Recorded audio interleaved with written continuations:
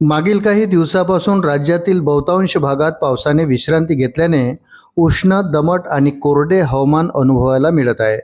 जुलै महिन्याच्या सुरुवातीला राज्यभर मुसळधार पावसाने हजेरी लावली होती. मात्र सध्या मान्सूनची तीव्रता कमी झाली आहे. या पार्श्वभूमीवर भारतीय हवामान विभागाने पावसाचा अंदाज वर्तवला असून 18 ते 25 जुलै दरम्यान मान्सून पुन्हा सक्रिय होण्याची शक्यता व्यक्त केली आहे. हवामान विभागाच्या अंदाजानुसार विदर्भातील काही जिल्ह्यांमध्ये वादळी वाऱ्यासह पावसाची शक्यता असून त्या भागासाठी येलो अलर्ट जारी करण्यात आला आहे.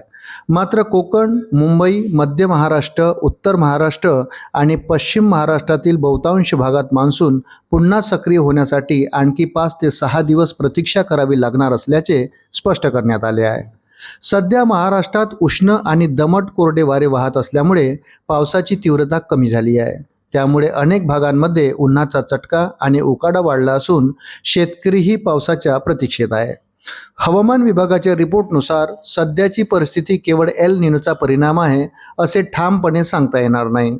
मात्र अरबी समुद्र आणि बंगालच्या उपसागरात कमी दाबाचा पट्टा निर्माण झाल्यास चक्रीय परिस्थिती तयार होऊन मान्सूनला पुन्हा चालना मिळू शकते.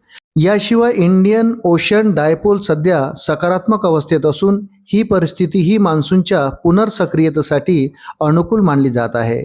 येत्या 5 ते 6 दिवसात वातावरणात आवश्यक बदल झाल्यास राज्यात पावसाचा जोर पुन्हा वाढू शकतो. विशेषतः 18 जुलैनंतर मान्सून पुन्हा सक्रिय होऊन अनेक भागात पावसाची शक्यता वाढेल असा अंदाज हवामान विभागाने व्यक्त केला आहे. याबाबत अधिक माहिती भारतीय हवामान विभाग पुणे येथील हवामानशास्त्रज्ञ डॉक्टर SD सानफ यांनी दिली आहे. अशाच नवनवीन अपडेटसाठी व्हिडिओला लाईक आणि चॅनलला सबस्क्राईब जरूर करा. धन्यवाद.